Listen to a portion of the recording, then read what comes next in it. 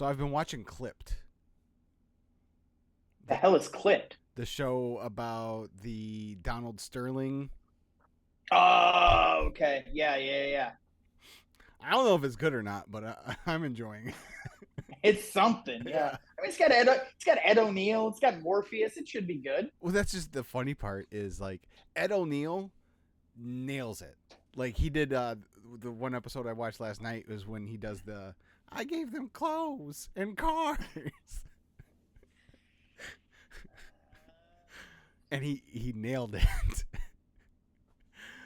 Is that something you want to be able to nail though? Well, I feel like that's a little I don't know. It is, but I have fond memories isn't the right word, but I just remember Valenti playing that drop all the time on the show. Yeah, the Valenti takes on that whole thing were pretty elite. Yeah. But like Lawrence Fishburne does like he tries to do the Doc voice and then other times he's just Lawrence Fishburne like Well, I did see an interview with him where he doesn't even know who these people are. Yeah. He's like, I'm not a sports fan. I don't know who any of these people are. So yeah. So take that for what it's worth. Yeah. And then so the person came out after JJ Reddick got hired and was like, hey, he called me the N-word on campus at Duke. Well, yeah. In the show I think it's after one of the Golden State games in the playoffs, they're on the team bus heading back to the hotel and they're doing this like call and response, like each player, my name is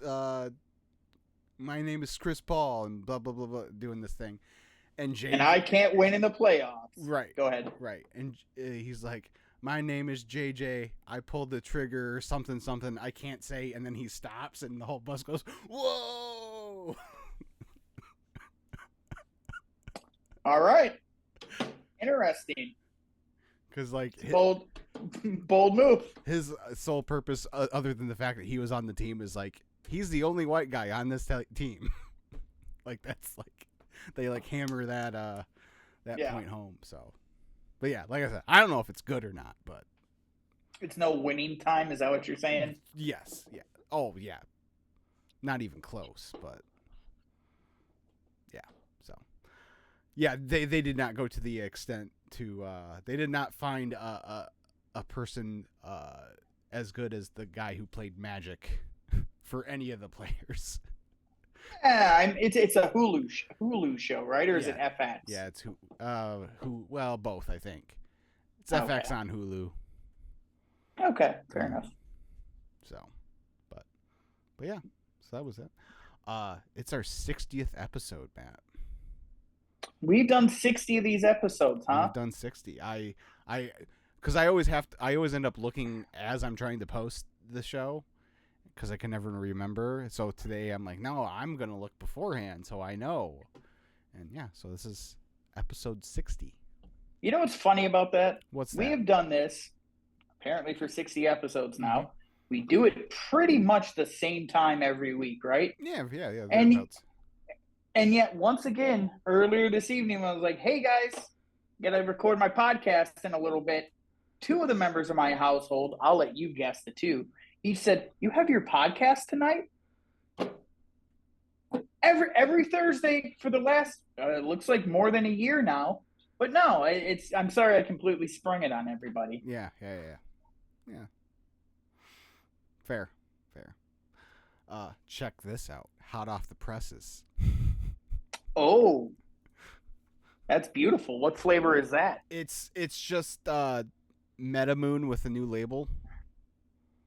Exact same flavor? Yeah, I mean, it says right on, if you turn it right above the nutrition facts, it says, you probably can't see it, but right up here it says Metamoon. So they did something similar. They had a UFC 300 one, and I don't remember what flavor that one was supposed to be, because I didn't buy that.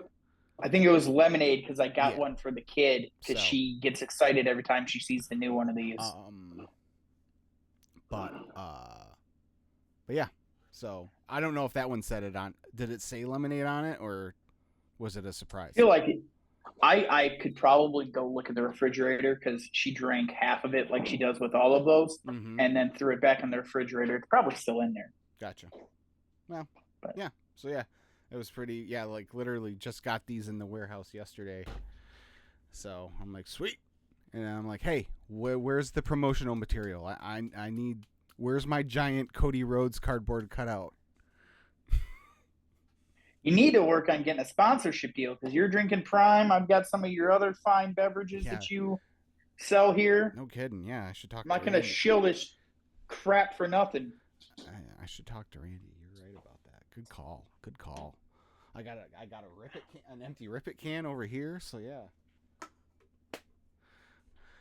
All right. Well, there's a lot of wrestling this week. Like both SmackDown and Raw was like major happenings, and then we got Forbidden Door this week too, and Dijak's leaving WWE as of tomorrow, and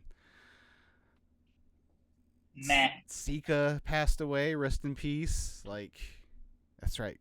One's up. So yeah, it's just been crazy. So let's get started. Before we do, please leave a thumbs up on the video and subscribe and tap the little bell so it notifies you each time I post one of these. Say, hey, go watch the new Chris and Matt's Wrestling Pod, please. That'd be great. But yeah, let's start on SmackDown. Like that was, whew, buddy. Starts out with the Punk in his hometown.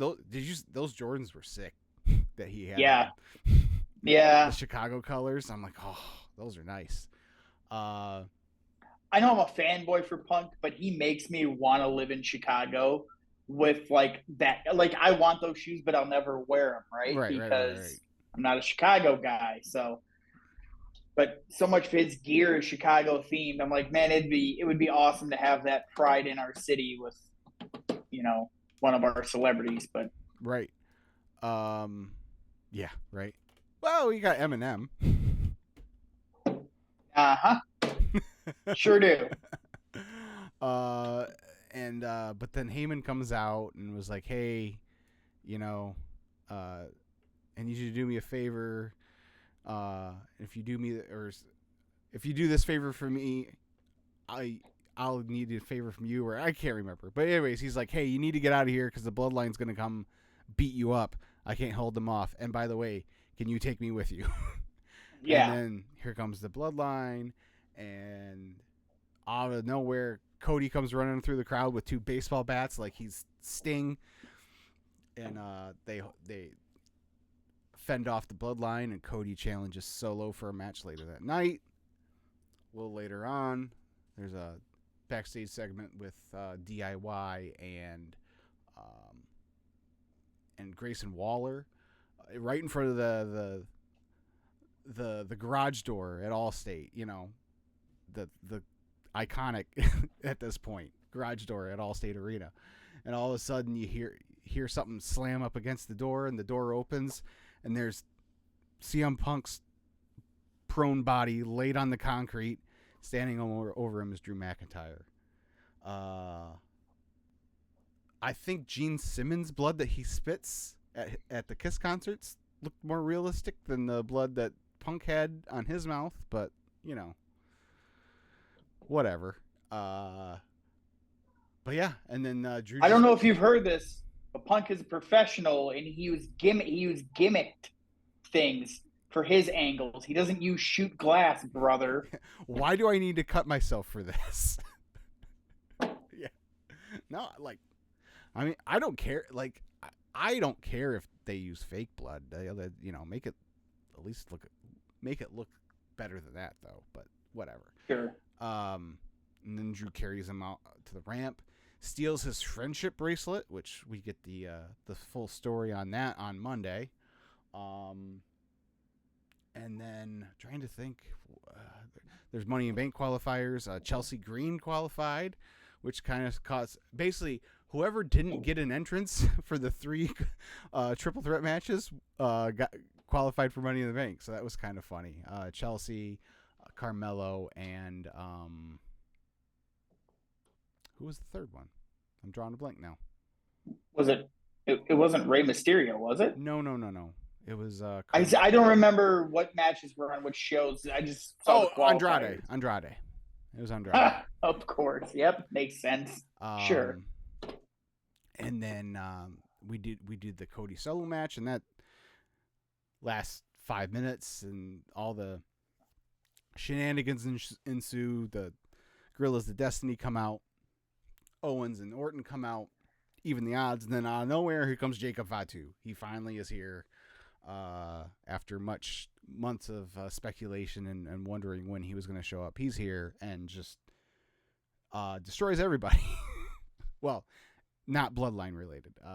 Yeah, sure. He like kills Randy Orton on the spear into the barricade because I don't think they were lined up properly.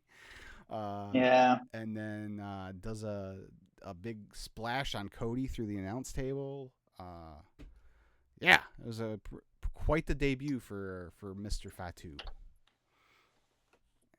Hey, good stuff all around.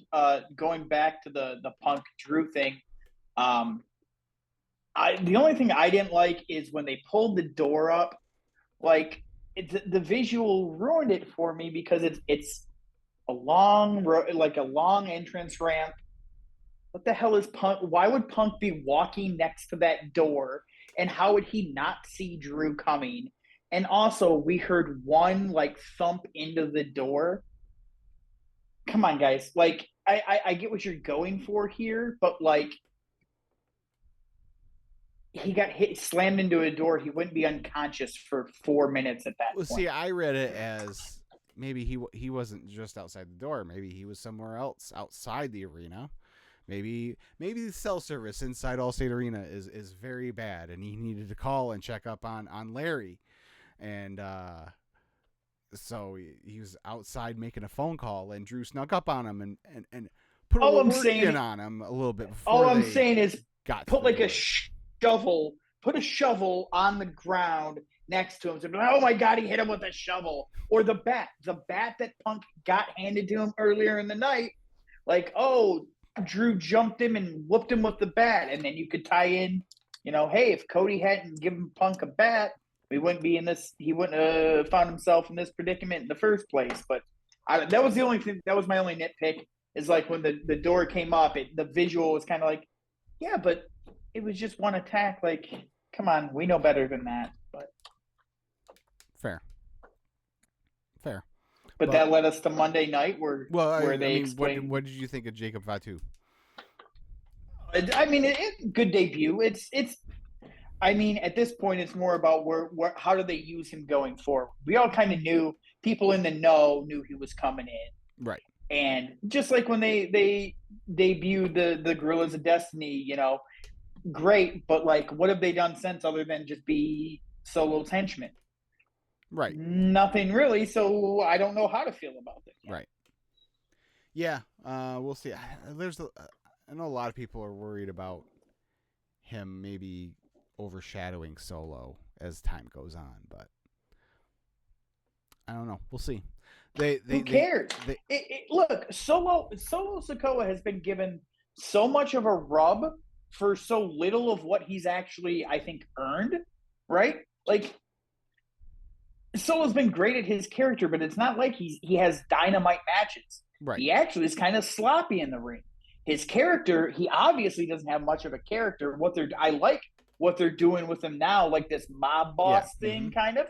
But it's still not like great. If Jacob Fatu comes in and he's got the charisma, and we already know that dude can work, like, and he overshadows him, step up or step aside. Sure. Like, you can't be protected forever, and you can't just get by on being the next one in line with the Anawati name. Like, yeah, fair.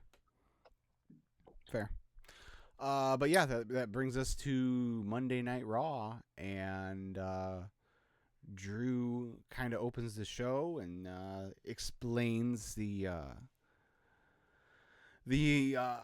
significance of the bracelet that he took off of Punk. Apparently, it was something a fan gave him, and it's got it says Larry and has AJ Lee's name on it, and he's like, so when you're away from your family, they can be close to you. Well, you took away my moment in front of my family, and blah blah blah.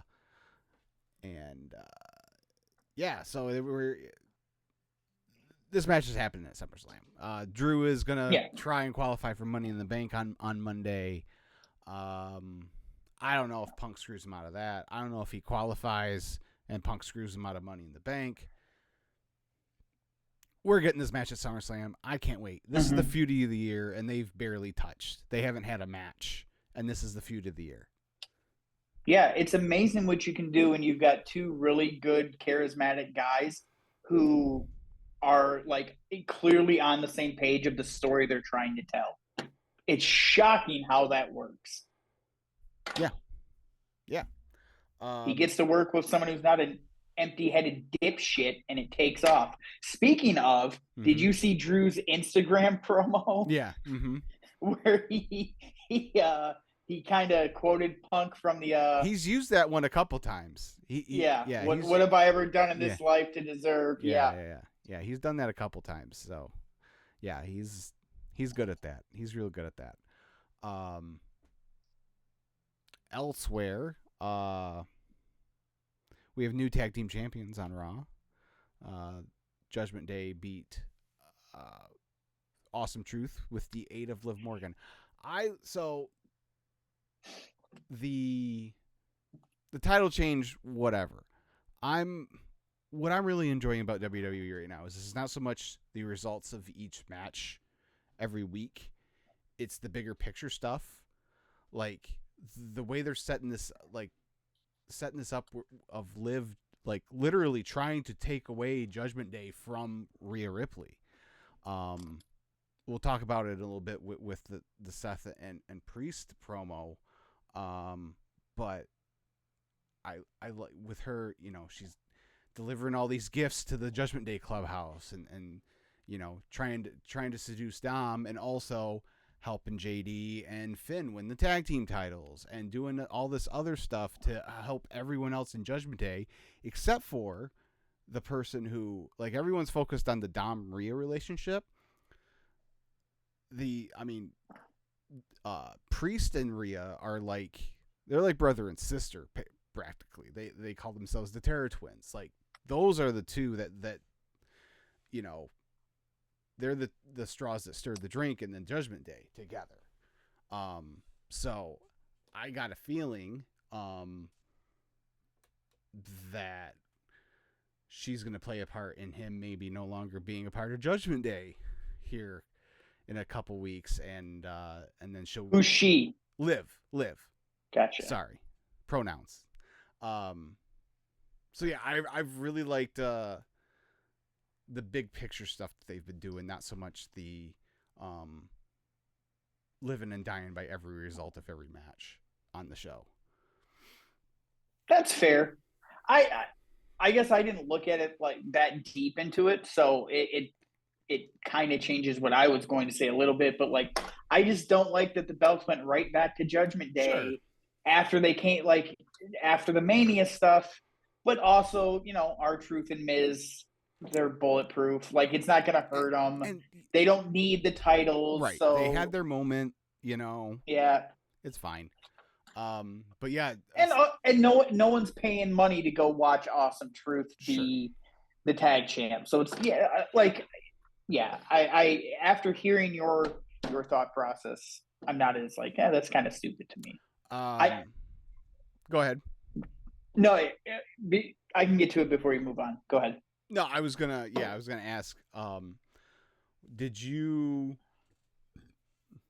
I'm assuming you didn't watch Raw, but I'm assuming you've caught up on everything, pretty much. Right? Yeah, I read the results. I've watched 20 different clips. Were you? Where are you on the? I've seen a lot of, and I get it. I just didn't personally. In the moment, I didn't put two and two together, and B, the pictures. Well, pictures, text, whatever they were. Yeah. That's where I was gonna go. Yeah. You know me. Right. Disgusted. Like, it's inexcusable that it went over their head so much that someone in the room wasn't like, hey, we probably shouldn't be using this as a focal point of a storyline right now. It's 2024. That's like people send pictures and messages back and forth. It's not the first scandal. But you're like the guy who made your company might go to prison for this stuff.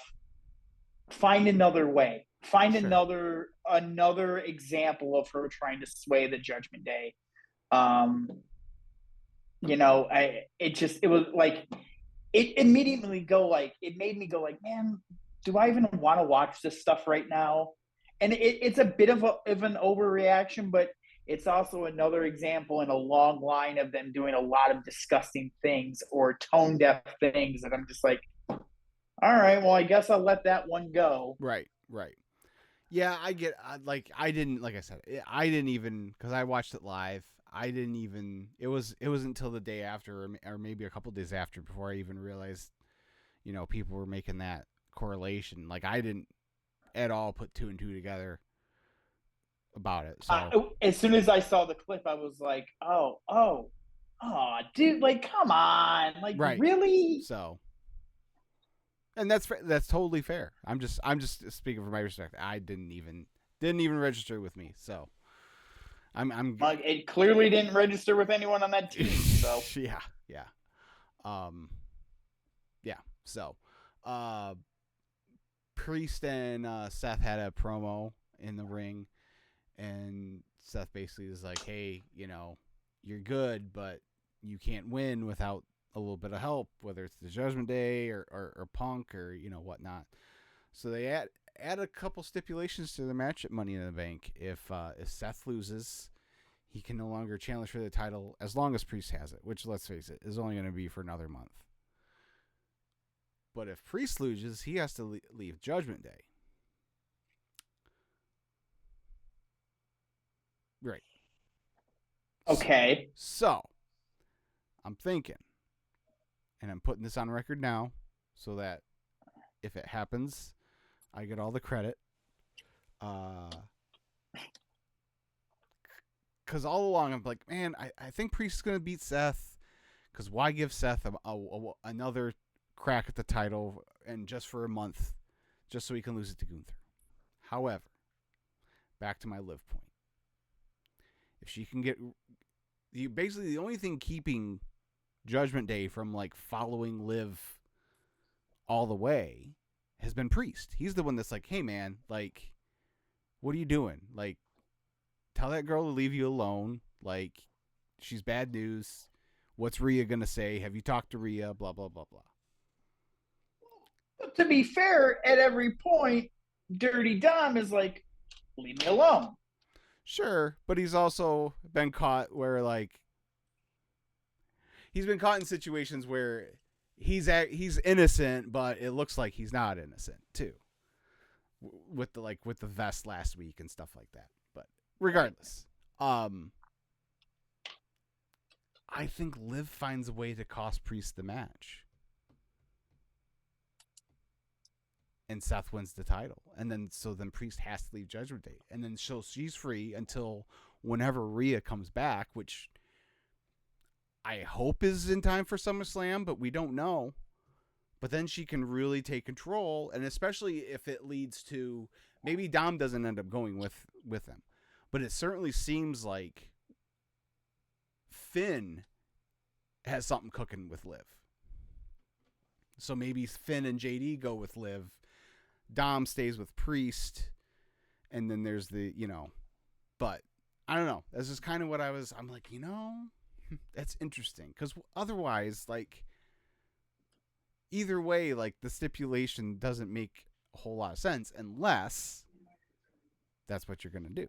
Unless he's leaving the group. Right. And then you can go roll into SummerSlam. You could either do Priest and Dom versus JD and Finn. You could do Finn versus Priest straight up. You could do any number of things that from there.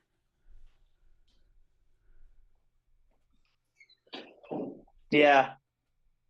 Okay. I can get behind that. Plus, it, like you said, it plays into the storyline of Liv screaming, "I'm going to take everything from you." Mm-hmm. Um,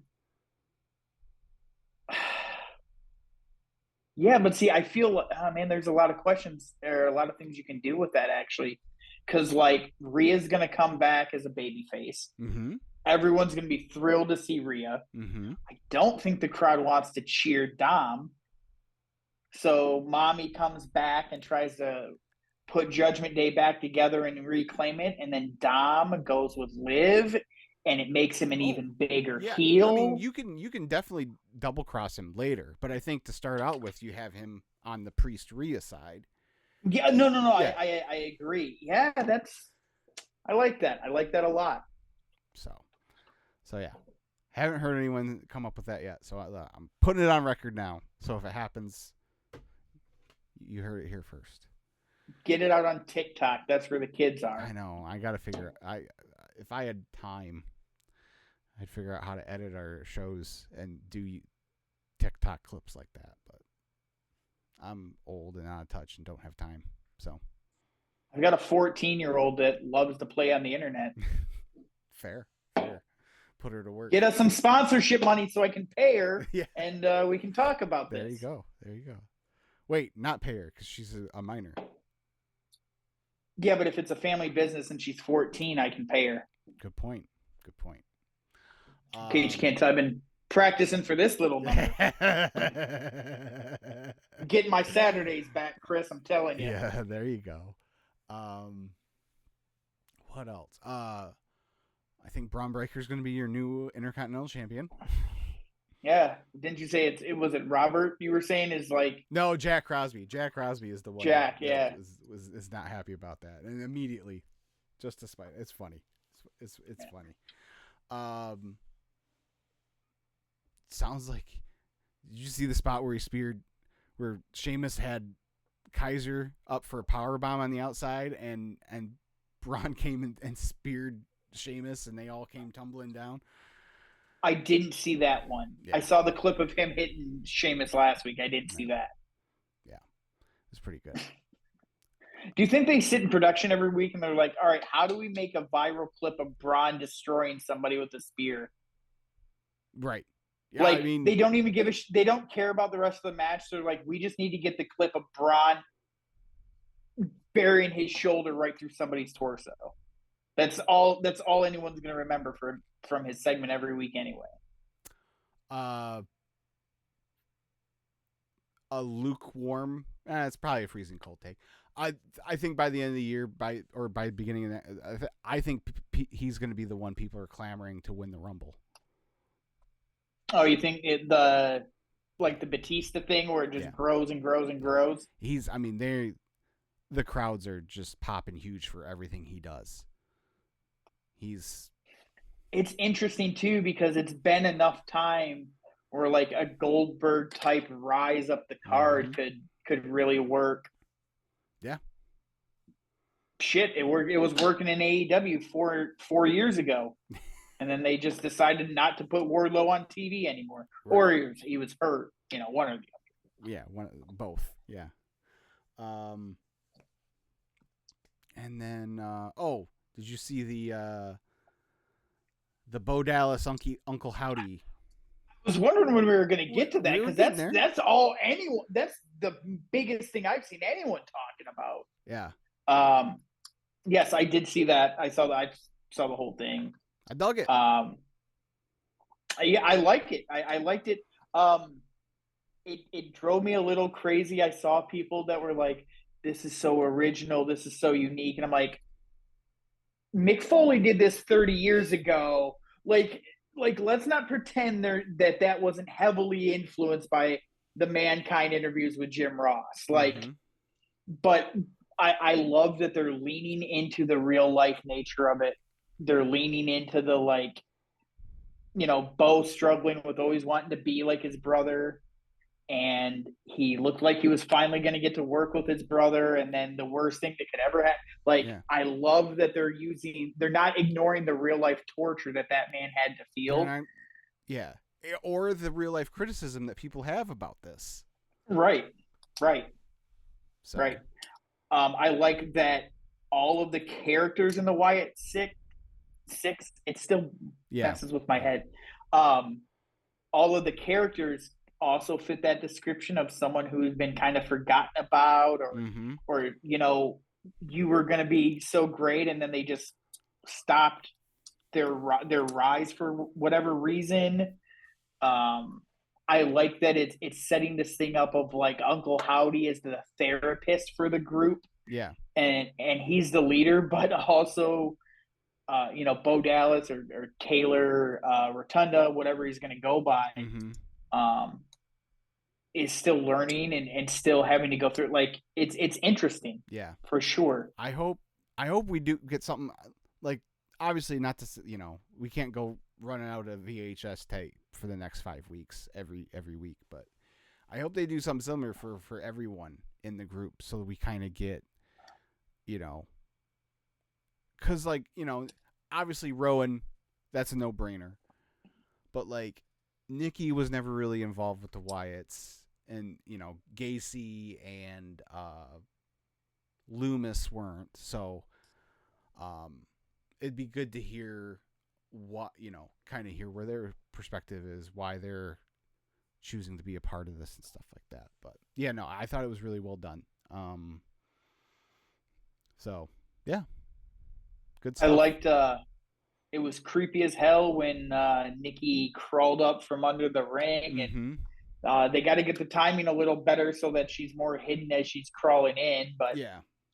that was really good. I just, that bell rings. What are they gonna do? Well, it all depends on who, like, is Gable the first feud? Like, is Right. Or is it someone else? Is it McAfee? Like, are we getting Bo Dallas versus Pat McAfee or something? Like, because obviously he's part of it somehow. Like, obviously they're doing stuff on the show. It's obviously it looks like he was supposed to have a bigger part in whatever it was on Monday, but he unfortunately couldn't be at the show. So yeah, that'll be the thing. Like, I'm fine with the lore building right now. Like, so I know what what kind of world we're dealing with here, and what but yeah, then I quickly need to find out, okay, who's the first feud, what's that going to look like, how do we get this in the ring, because eventually it is a wrestling show. Yeah. I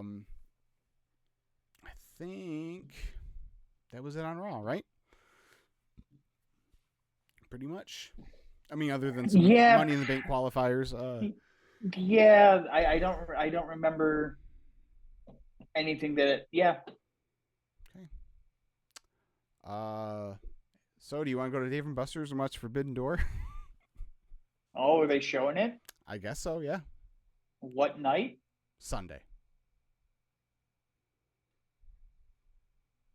Supposed to golf that day. Maybe I can talk to the wife and then just let me. Yeah, possibly.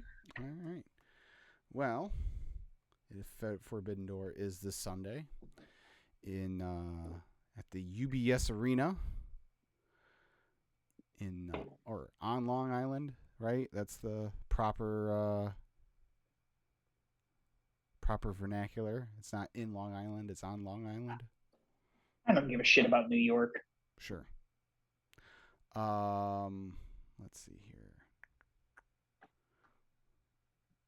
Let me find. Boop. Well, you're pulling that up. Yes. Let me ask you something. I just remembered from the Bo Dallas topic. Yeah. What did you think about Mark Henry getting all up in arms about them taking a picture at Whataburger at 3 a.m. or whatever, and he can post it online, and him, you're ruining the gimmick, kid. Yeah, I don't care. Well, fair enough. Yeah, on the Forbidden Door. Like, I just don't like. I get it, but again, it's 2024, man. Like, yeah, I get it if it's 1976. You know, and like Vern is like, if you get caught on the road with your rival, you're fired. Like, what are we doing here? At least it was all the crew together. It was all 5 of them together, and it wasn't like them with Chad Gable, or something And what if part of this whole thing, because they already had Bo do his promos, that they're like they're regular people a lot of the time, but then their mask is their demon, and wrestling wrestlers are known for their demons, if you know what I mean. So like, I don't know. I just thought it was funny. The guy who's most memorable, one of his 2 most memorable angles was getting a 78-year-old woman pregnant and her giving birth to a hand, had a problem with the reality of the situation that the Wyatt Six found themselves in. Just beautiful take, Mark. Beautiful. Yeah. This was fun last or a couple weeks ago when we did this, so we'll do this again. It'll even be more fun because it's not like we're watching AEW programming every week. So we're gonna look at these betting, see if you can guess the lines here. Steal a Bill Simmons bit. So we've got MJF taking on Hechicero. MJF is minus 2,000. Minus 5,000. Okay. Even better. Yeah, like, you can comfortably put your house on MJF in this one. Yes, Hechicero is plus 1,200. Zack Sabre Jr. versus Orange Cassidy. I am going to put Zach at minus 200. Minus 450. Wow, they're really. I got to get more in tune with, like, because it's pro wrestling, the odds are a little higher. Yeah, they're a little more. Yeah. Zach, I feel like Zach wins this one, because Orange is a guy. Someone has to come in and win one of these matches. The AEW guys can't go over in every. Sure, that's a fair point. I was actually leaning the other way. Orange is plus 275. I was like, they protect Orange pretty good, but you're right. You're right though. This is one that he could lose, and it's not gonna hurt Orange Cassidy, and it keeps Zach as like a threat because he's been involved a couple times. Yeah, he could come in for another match with Brian or whatever. So, right. Yep. Speaking of Brian, first round action in the Owen Hart Foundation tournament on the men's side. Bryan Danielson versus Shingo Takagi. Okay, so if MJF was minus 5,000, I'll say Brian is minus 3,500. No, minus 1,500. What? Yeah, because Brian is as good of a lock as MJF is in this. Yeah, I would agree, but yeah, no. Okay. Shingo. He's. I'm gonna say plus 900. 600. Oh, okay. Yeah. Jeez. Yeah, I think. Brian's winning. I think he's gonna be in the finals of his side of the bracket there. Yeah, and I'm gonna find a way to watch Dynamite with him and Pac wrestle. There you go. Are you? If this wasn't for a title shot at All In, I would be so on board with Jeff Jarrett winning. Did you see his promo? I haven't. I've heard it's incredible. I don't know if I want to watch it. Right. So I might just be like, yeah, I heard it's great. Yeah. Fair. I get it. All right, this doesn't have all the matches, but this is fine. This is all the good ones, or all the main ones anyway. The IWGP World Heavyweight title. Jon Moxley, the champion, defending against Tetsuya Naito. Moxley finally minus got Naito 2,000 on one of these shows. Yeah. Wait, I assumed Moxley was just going to win. Oh, man. I think I'm talking myself out of this. Is Naito plus 400 or better? Naito is favored. Okay. Yeah, okay. I'm gonna say Naito minus 800. Not quite that much. Minus 300. Jeez, I'm way off on this. Yeah, you're. So go ahead. I was gonna say you're a lot. You did a lot better when on the WWE one a couple weeks ago. Yeah, shows you literally how much I've been paying attention to AEW. So let's get to put Moxley what if Naito's minus 3, Moxley plus 200, Plus 300. Draw plus 290.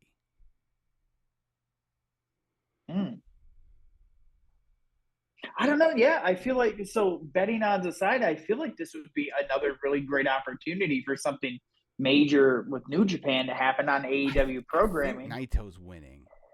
Yeah. And the Chicago crowd is going to be enough of a New Japan crowd to get a really good pop for Naito and make it seem like a big deal. Chicago. Oh, is it? Did I say Chicago? I did say did. Chicago. It's Buffalo. It's Long Island. They were in Buffalo last night. Yeah. Oh, geez. Yeah, I'm all over the place. Yeah. New York. It's a New York. Yeah. Yeah. So maybe it wouldn't be as great of a crowd, but either way, yeah, I think Naito's gonna win now. At first, when you first brought it up, I was like, oh crap, I think Moxley's gonna win this easily. And then, oh shit, man, maybe not. For the AEW Women's World Championship, Timeless Toni Storm defends against Mina Shirakawa. I think Tony wins still. Mm-hmm. Minus 700? 1,500. Mina is plus 600. Yeah, I think Tony wins. This has actually been like they're actually at a point where like, their women's stories are actually some of the best stuff on TV. Like they've got this little triangle thing going with Tony, Mina, and Mariah May. There's the Willow Statlander feud. And then you got Mercedes. Like they've got some really good women's stories going on right now. It's actually, like I said, some of the best stuff on the show lately. And I thought we'd never be in that spot with them. So right, and Tony said Britt's almost back too. So I hope so. She's been gone long enough. Well, he said she had an injury. Okay. During the call today, he came out and said she's close to being cleared, but she did suffer an injury, and that's been part of the reason she's been out. So. Yeah, that's fair. But yeah, Tony wins. I think Mariah's gonna win the Owen on the women's side, and I can see that. Those two will go at it at All In. I think. We got a little title action here. The AEW TBS Championship, held by Mercedes Moné versus Stephanie Vacker, who holds the New Japan Strong Women's Championship. Mercedes minus 1,500. 2,000. You got a little closer that 2,000. Yeah. How is that? Whatever. Whatever. So then she's got to be Stephanie's got to be what? Plus 650? 700. Damn it. All right. And then your main event of the evening for the AEW World Championship, Swerve Strickland defends against the international champion Will Ospreay, whose title is not on the line. Yep. I feel like this has got to be Swerve plus 800. You mean minus 800? Or yeah, minus 800. Yeah. Yeah. Nailed it. There we go. Finally got one. Finished on a strong. Hey. It's not how you start, it's how you finish. That's right. Yeah. So then, what's Ospreay then? Plus 350? 425. Yeah, I don't see any match where Ospreay can not be like any way that he can't be considered a possibility just because he's credible. But yeah, I don't think it happens yet. I think he's got to have his moment at Wembley before anything else. Yep, I agree. So yeah, that's that. Like I said, there's some other matches too, but these are the main ones. There's like 20. It's not 20, but between the 0 hour and the actual show, there's like 13 matches. I think it's Isn't Death Triangle facing a New Japan trio? no, it's or maybe. No, I don't think so. I know the Elite are facing the Acclaimed and Tanahashi. Because Bowens tweeted out Scissor Me Daddy Ace, which I thought was very funny. That's awesome. I think I think Jericho's facing Suzuki for the for the World Championship. Right. Because he couldn't just not get his hands on something else. Couldn't just not be on the pay-per-view. He had to be on the pay-per-view. Jackass. Yeah. So, will Dijak show up at Forbidden Door? Yeah, right. It would be funny, but man, I don't care. Yeah, that's kind of where I'm at. Like, he's good. He's not like a game changer or anything like that, but he's really good. It really sucks. It's really weird. All those Retribution guys, like, it feels like Triple H was just like, they had this like Retribution stench on him that Triple H just didn't want to touch on any, except for Mia Yim. She's the only one that he's kind of kept her around or brought back, but like Ali's gone. The Mace from the male models is gone. Now Dijak's gone. Ali, I think I said him already. You did. Yeah. So it's really weird. I don't know what it was. So I mean, it's also that roster is so huge, but WWE isn't afraid to do what it feels like AEW is afraid to do, and just be like, look, it's not working. We don't have anything in the cards for you. You don't have anything you're pitching that we're interested in. Just, you can go on. Yeah. And it's just weird that they can try it with a bunch of other. Like, let them write it out in NXT if that was going to be the case, Yeah, maybe. But we also only get his side of the story. Sure. Maybe he rubbed some people the wrong way, or cussed somebody out, cussed the wrong somebody out, and they were just like, yeah, we don't need it. Yeah. So, yeah. So, all right. Is there anything wrestling related you had? I got a couple other things, little fun things. Real quick.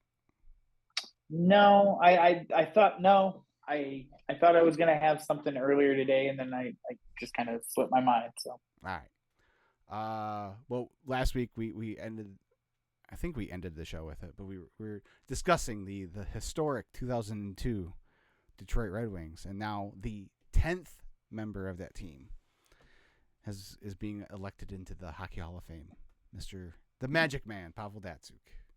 Yeah, it was nice because those highlights have been all over my feeds all week. Dude, so I've watched the Logan Couture one, where he crosses him up and he Couture tries to actually walk on the skate and falls down. Yeah, I've watched that. I can't tell you how many times. Not because, obviously the move, the whole thing. Mickey's laugh when Couture falls down, he just starts belly laughing. Yeah, yeah. It's great. That one, it's that great. Clip, and the one, because obviously Pavel loved the play where he's skating behind the net and he throws it off the metal pipe of the goal of the net of the goal, and then stops, and the guy keeps going, and then he's got the puck. Well, and in this case, the defender had caught on to it, but he was ready, and he throws it off the pipe. The guy stops with him, and then Pavel just taps it back and goes right around him, and the guy tries to cross his feet. He falls down.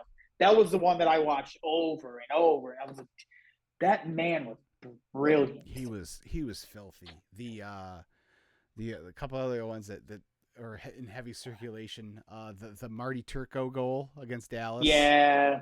Yep. The shootout goal against Chicago. The delay, and just flip. I remember watching that game because it was on NBC. Yep. I want to say it was a Sunday afternoon. Yep. And I'm almost positive Todd Bertuzzi scores the game winner in the shootout, and he did that long, slow glide in. Oh yeah. And then flipped it over the goalie too. If I swear that's how that game ended. But I remember watching that live and just thinking like that was the dirtiest thing. Like, how do you stop that as a goalie? Right. There's also the one against Nashville where he kind of basically skates through the entire whole Nashville team. Like all 18 guys on the bench included. Just, and then the one also against the Sharks where he's in the defensive zone and he's got the puck and there's two guys coming at him from opposite directions and he just kind of and they end up crashing into each other. So I went back and watched the clip of him picking Jágr's pocket and then going in on the breakaway and deking the goalie. I watched that like 15 times the day of the Hall of Fame announcement. Just like, and when you watch the play as it happens, it's not entirely Jágr's fault, right? But just the fact that he Jágr's in all time great, yeah. And he just picked his pocket and then deked the goalie like it was just no big deal. It was like, I think that it might have been his rookie year or his second season, and just you could tell that kid was going to be something like right away. Yeah. Did you see Brett Hull's any of the stuff Hull said about him? Nuh-uh. He was reflecting on I can't remember if this is an excerpt from one of the books or if this was new, but the quote was going around this week talking about how he arrived at practice, right? And there's Shanahan and Fedorov and Yzerman and Larionov and Robitaille, and the legendary Scotty Bowman's like, I want you to work with this kid Pavel Datsyuk, and Hull goes, we got out there and he was the best player on the ice. Like, Brett Hull is like, I knew he thought a lot of him, but I didn't know that he saw it in him as soon as they got on the ice. Yeah, it's funny.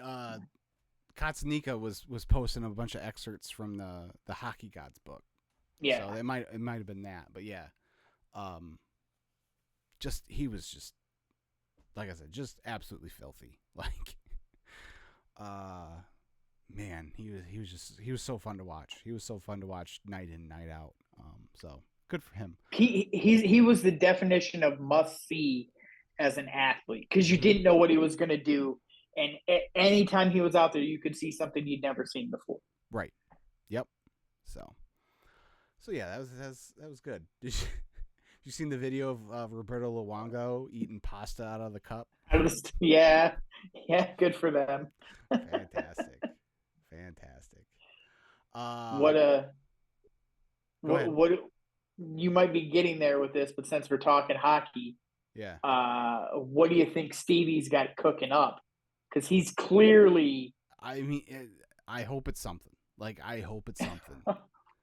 Thanks, Chris. Well, I just asked you, what do you think he's doing? And you're like, oh, I hope it's something. I just mean, the Wallman trade shocked me. Well, that's what I mean. If he's making that move, he's clearly like, hey, I got to get some more cap space because I've got something coming and I need to make sure I've got the money to make it happen. It's the only reason he does that, right? Yeah. I hope it's a goalie. Like, honestly, in all serious, I hope it's a goalie. And shoot, like I think both Cider and Raymond are unrestricted, so you gotta pay those guys Right. too. So yeah, if it's just as simple as paying those two guys and making a deal for a goalie, like I'd be fine. You know, I'd like to have Kane back, but if you can't make it work, you can't make it work. No big deal. But yeah. So, and well, All right. I guess I'm guessing that means that they're for sure Edvinson's going to be up from the get go next year. Like that's what that tells me. Is that opens up. I personally would have liked to have seen some of the other boat anchors on the defense shipped out of here to make room for that, but it is what it is, I guess. All right.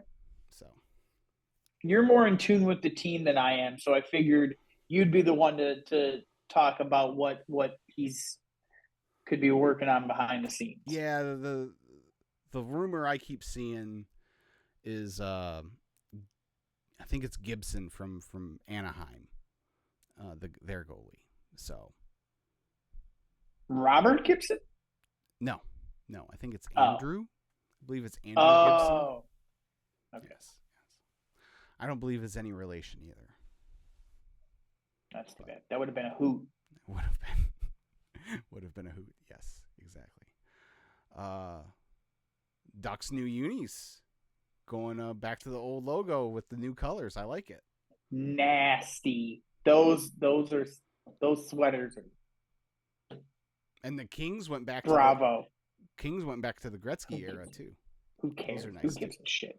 I'm just saying. Who gives it? I like those. Whatever. More teams need to do this. Just go back to whatever you had 30 years ago. You're right. Make me very happy to see all the old logos. The blues throwbacks, bring those back. Yeah, I'm trying to think about other ones from that era that I would like to see again. It's not the 90s, but I think they still have a version of it, but I always loved the Statue of Liberty Rangers jersey. Yes. Mm-hmm. Whenever I played against them on the like 99 2000 NHL games, I always made that the Rangers uniform. Oh yeah. I love that jersey. Oh yeah. Yeah, what are some of the other ones out there that would be the Stars. I never liked their logo. The Minnesota North Stars now.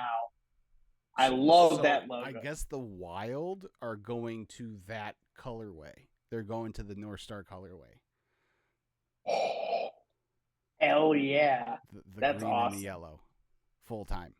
They've done it awesome. For the reverse retro or whatever, where it's been the Wild logo, but it's been those colors. So they've dabbled with it, but I guess they're officially changing. Those are their colors moving forward. Nice. Okay. I like it. No, see, I always liked the Dallas Stars the jersey that looked like it had a big giant star on it. Like I always liked those are ugly. The green one. Oh, see, I liked those. It's a lot better than what they got. Like their logo now, it's just like a D with like a star with a D over top of it. Like it looks. Yeah. It looks so bad. So, but anywho, before we go, there's a couple. We're at the end of the month, and I wasn't even really looking. It just dawned on me. There are a couple album anniversaries this month that I know you have some thoughts on. There's a 40th. I know you know what that one is. Yep. There's also a 20th.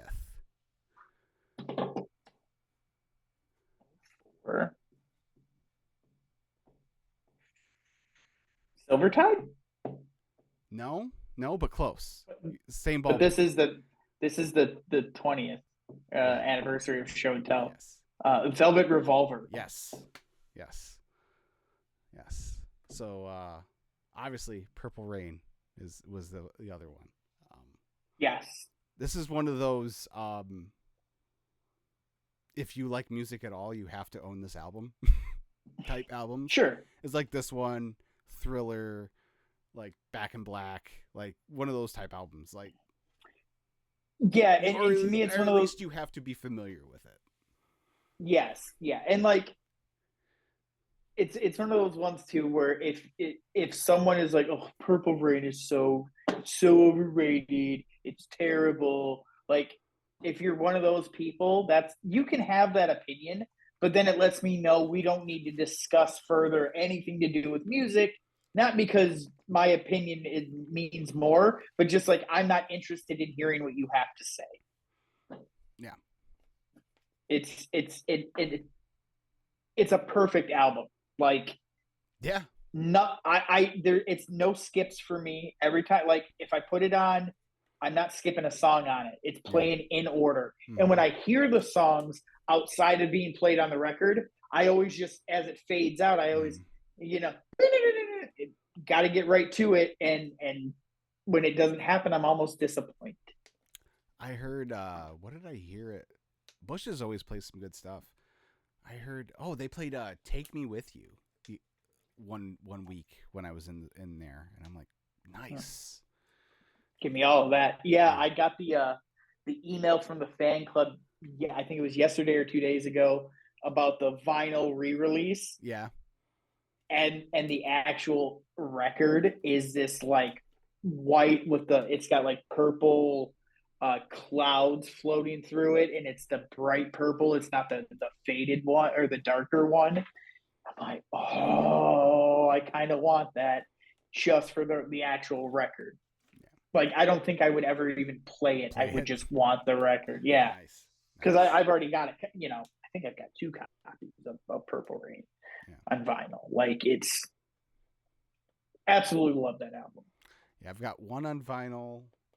And then I got 2.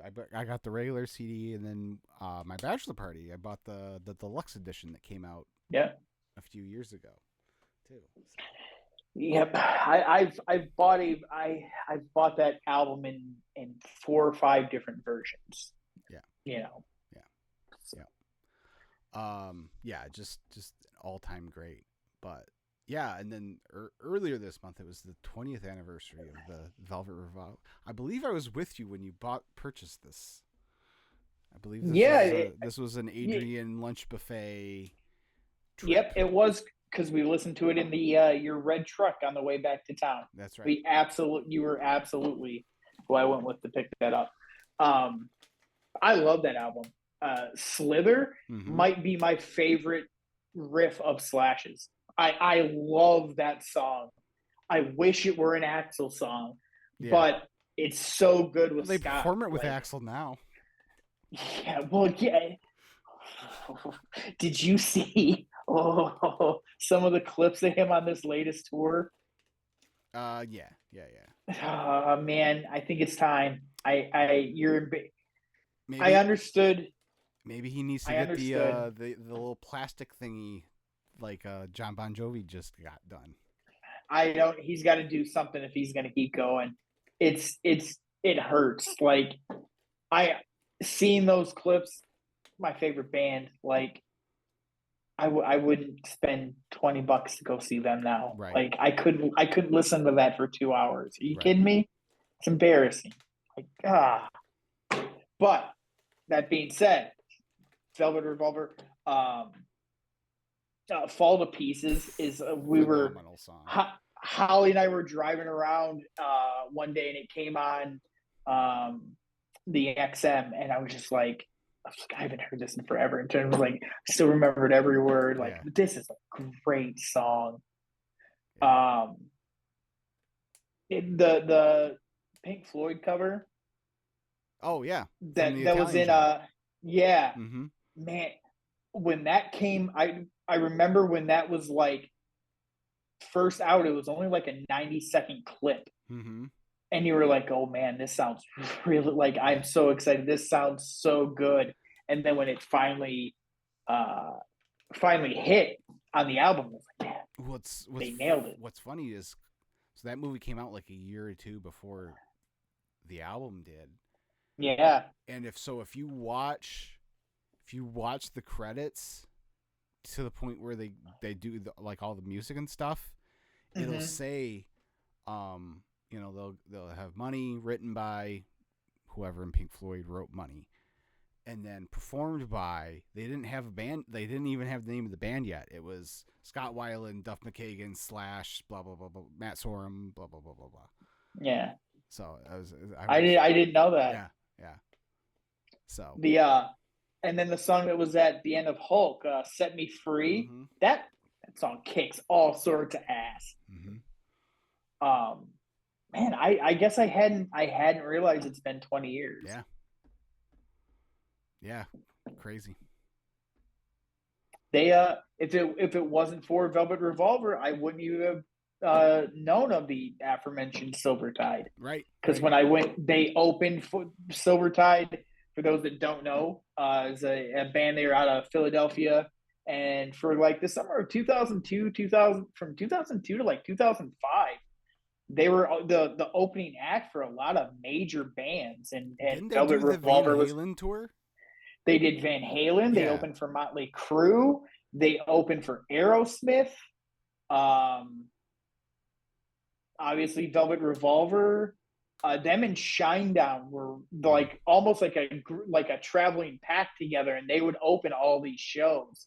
They were the Motley Crue show. They opened, and then Sum 41 was the second band, and then it was Motley Crue. And I remember, Bill. It was awesome. It was at Pine Knob. Oh, that show kicked so much ass. It was right when Motley Crue had released that it was for their comeback tour, something American, Dirty, not the I can't remember, but they had just put out like their first new single, and it was a solid song. They played great, but anyway, Silvertide opened for Velvet Revolver, and they were really good, high energy, kind of bluesy stuff. They get compared to Counting Crows a lot, which Black Crows, Black Crows. Yeah, no, you're right. I was just about to correct myself. Black Crows, but it bothers me either way because I don't think they sound the same. It's just the lead singer's voices are close, but it was cool because we were outside after the show hoping to see Slash and the guys get on the bus.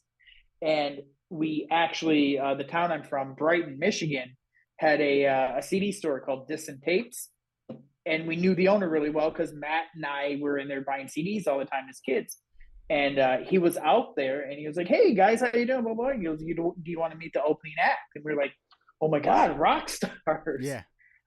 So we went back like behind the State Theater there, and he introduced us to Walt Lafty, the lead singer of Silvertide. And he was super cool. The Led Zeppelin DVD had just come out. That 3-disc set. Yeah. Mm-hmm. And I think you were with me when I picked this up too. But I had just picked it up and I had watched 2 of the concerts that were on there. And we got to have a conversation just about how amazing it was to see those guys like in their element, in their prime. And it was like I got to have a conversation about music with the guy that was just on stage with Velvet Revolver. And then we ended up following those guys all over the Midwest for a few years. So thanks to Velvet Revolver. Theater? Yes. That's crazy to me. Yep, we sat in the first row of the balcony for it. And then as the band we did get to see some of the guys from Velvet Revolver. And as they were coming out, I got my ticket signed by Duff McKagan. Nice. I tried to get him to sign my Nikes, and he said no. Hey, that's the advantages of paper tickets, man. That's lost now. Yep. So it's crazy to think like that was for sure like, oh, this is the closest we're ever gonna get to a new gun, Right. And still, it was like 4 years later before Chinese Democracy came out. So I think it was only 2, but yeah, I get the point. Was it 06? No, it was 08. Oh, was it really? Yeah, Chinese Democracy. Was it 08 or 09? It was 08 because Matt and I went and picked it up at Best Buy the night after we went to the Ring of Honor pay-per-view in Chicago. It's like November 10th, 2008 was the release date. Oh, yeah, you're right. You are right. What was the November 23rd, 2008. Okay, I was within 2 weeks, so You pretty little much credit here. you nailed that pretty good. Yeah, I don't know why 06 stuck out in my mind, but yeah. Okay. Yeah, so it was 4 years 4 years later later. that Chinese Democracy comes out. And the second Velvet Revolver had already been out by then, right? Right. That came out in 07. They might have even been broke up by this time, and just not officially. Sure. Like, Sure.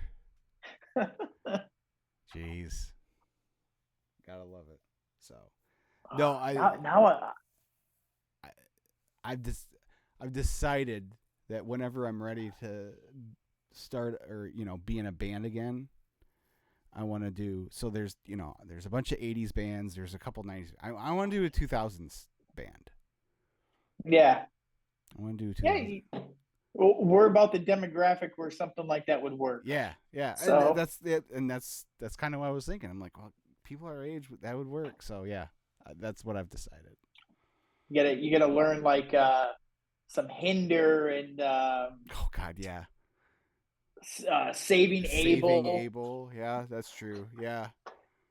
But yeah, you gotta do that sleazy butt rock. You gotta do that stuff. You gotta. Yeah, what's that? Is it Hollywood Undead? Oh yeah, that might be a little too much. No, what's the song about stripper? They got a song about bad girlfriend. Oh. Yeah. Porn Star Dancing. Yeah, I don't remember the name of that band now. You're right. Yeah, that's what you should do, Chris. I pay money to see that. Yeah. But yeah, the Buck Cherry and all that. No, a lot of 3 Days Grace. So there was in Walmart of all places. I was working and putting my stuff on the shelf, and all of a sudden this lady's phone rings, and her ringtone was "Addicted" by Saving Abel. It's a good song. I'm so addicted to. Yeah, it's a good song. Yeah, there'd be a lot of 3 Days Grace, some Seether. My Darkest Days. That's who sang that song. That's who it is. Yeah. Then you could lean into the emo stuff. Oh my goodness! There's a version that's them with Chad Kroeger from Nickelback and Zakk Wylde, and then there's also a version that's My Darkest Days and Ludacris. All right. Well, I know what I'm doing with Spotify when I get done here. And that version, for whatever reason, is not explicit. So I'm curious. For Kids Pop. Yeah, it's the Kids Pop version. Yeah. I do like that idea though. Like there's still a range of like a lot of popular bands from the 2000s. Because I mentioned the emo stuff, but that would play too. Oh yeah, it's Simple Plan. Play a lot of Simple Plan for Holly. My Chemical Romance, like the Black Parade. Like I'm not emo, but the Black Parade, I'll throw that shit on all the time. Like that. Right. That stuff kicks ass. All American Rejects. American Hi-Fi, Flavor of the Week. Remember that one? Yeah. Yep. Yeah. So. I'm like, yeah. I'm not gonna lie. I totally have a pop punk playlist set up on my Spotify. Oh yeah, like totally. Like SR-71 and an early Sum 41 and stuff. Yeah. Mm-hmm. And Blink still putting out quality stuff at that time, and American Idiot comes out in 04. Like, yeah, sure. That anniversary is coming up here in a couple months. So. Yeah, they for their concert, they're playing that in its entirety. Yeah. Or no, is it and Dookie? Yeah, both of them. Yeah, I kind of want to go to that show. Yeah, me too. But, anyways, let's have a conversation off air. Yeah. All right. All righty. Well, yeah, we should probably get going here now. So, all right, will we be back next week? I don't think so. Okay. I mean, unless you want to do it Wednesday. We'll talk. I mean, Show meeting on the air, yeah. Yeah. We'll see what happens, but probably not. We'll probably have next week off. So, I'm just Thursday after that's my wife's birthday too. Oh yeah, it is. So maybe we'll be off the next couple weeks, but we'll figure something out. Sorry, yeah. We're taking a little break. We're taking a sabbatical. That's okay. But I'm sure I'll be on Late Night Grin to preview Money in the Bank next week. So check that out. And people actually watch that. So. So yeah. All right. Until I guess we'll see you when we see you. Bye, everyone.